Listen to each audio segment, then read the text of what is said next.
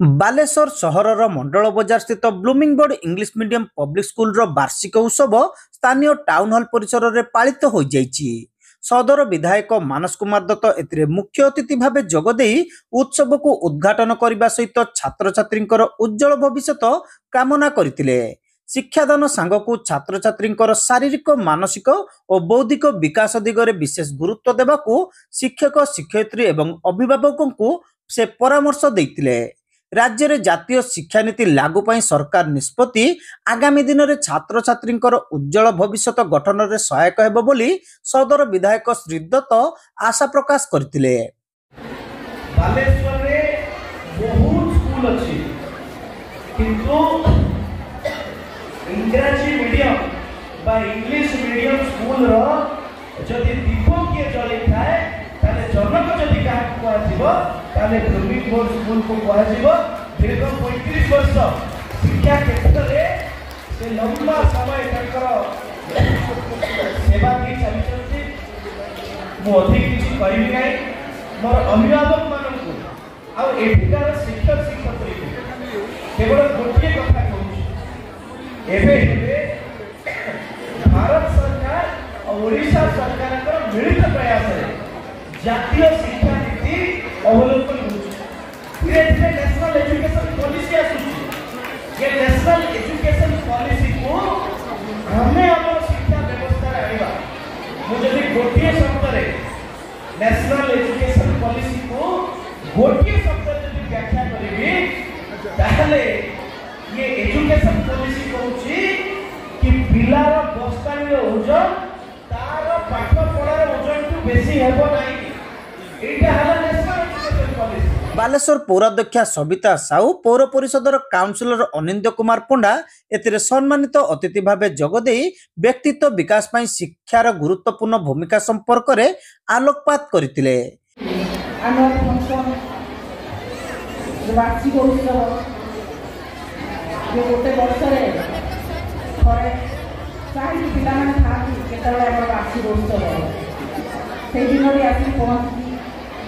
तेणु पिला भारी दुष्ट से प्रिपेरेसन करेंगे खेलेंगे नाचे गीत गाइबे ये गोटे दिन से जो कला जो गुण अच्छी जो प्रतिभा अच्छी ये मंच देखते ये जिस भी रहा दरकार जे खेल सामग्री आम विभिन्न प्रकार सांबादिकता ये सब जिनस आम जी एक्वेंटेड हो ऑटोमेटिकली आम पाठ लाइन पाठ जीव खेल लाइन खेल जीव सांबादिक लाइन जी जो लाइन जीवा कथा से जापर समस्त प्रकार तुम्हें कौन हम ना डाक्टर रही तुम्हें कौन हम ना इंजीनियर रही तुम्हें कौन हम ना पुलिस रही कई कहते मुझे राजनेता है कई कहते मुझे राजनेता है कि गोटे राजनेतार तार अभिनय तार कर्म आपने केवल चिंता भी करें ये केते मुंडरे बोझ नहीं चले गोटे पुलिस अफिसर आईपीएस गले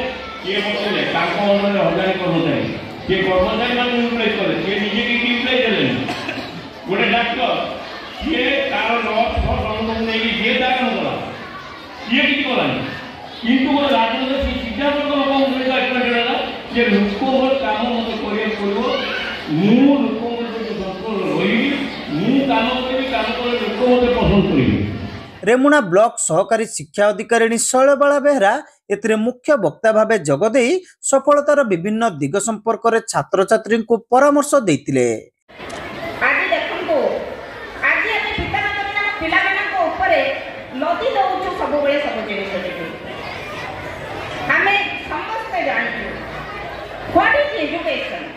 education means all round development of a child किंतु आमे माने कोन करू अभिभावक अभिभाविका माने पिलार स्कॉलरशिप सेक्शनटी को दृढ़ करबा को जाई पिलार शैक्षिक स्तर को वृद्धि करबा को जाई पिला भितरे थिबा क्रिएटिविटी नॉन स्कॉलरशिप सेक्शनटी को संपूर्ण भाव में अवहेलित करू जोटा कि संपूर्ण भाव में अन्याय करू आमे आज्ञा गोटे शिशु जेतले जन्म नउची ता पाखरे से निश्चित भाव में किछि ना किछि ता पाखरे क्रिएटिविटी रही किसी ना किसी भल गुण निश्चित भाव में रही किसी ना किसी बौद्धिक सत्ता निश्चित भाव में रही से खाली पाठरे सब फास्ट हम एमती आशा करवाटा आमर मूर्खामी हम तो आम पिला को एनकरेज करवा पिला भितर जो नेचुराल भाव से जीनगत भाव निज एनवायरनमेंट रू से जो जिनटी को आनी जोटा को निज भर डेभलप कर विद्यालयर अध्यक्षा वंदना बढाल एई उत्सव रे वार्षिक विवरणी उपस्थापन करथिले। Continuously to enable them to face the challenges of the continuously to enable them of the competitive world.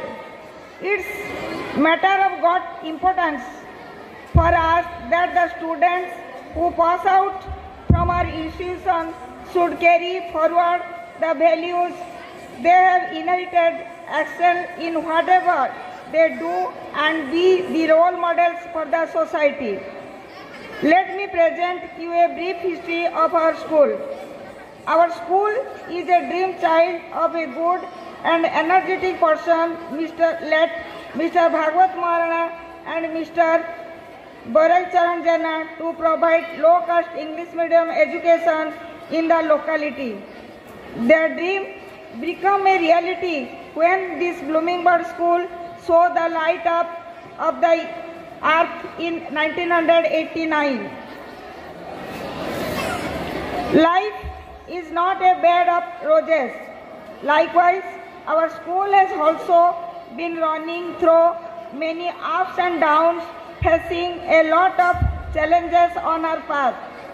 Starting with a few students and a handful of teachers, she has got her maturity of a long 35 years with having competed near about 350 students and 25 teaching and non-teaching staffs. उपाध्यक्ष रमेश चंद्र प्रधान स्वागत भाषण देइतिबा बेले विद्यालयर संयोजक संकर्षण पृष्टि अतिथि परिचय प्रदान सह शेष रे समस्त को धन्यवाद देइतिले।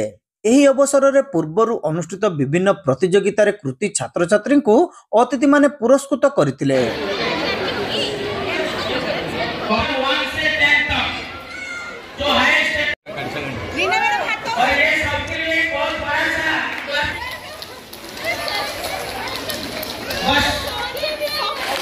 और हमारे स्कूल में जो विनर है फर्स्ट प्राइज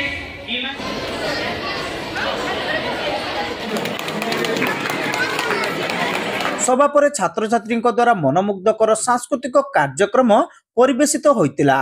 समस्त कार्य को विद्यालयर शिक्षक शिक्षयित्री और कर्मचारी माने परिचालना करथिले। छात्र छात्री समेत बहु अभिभावक एही उत्सव रे उपस्थित थिले।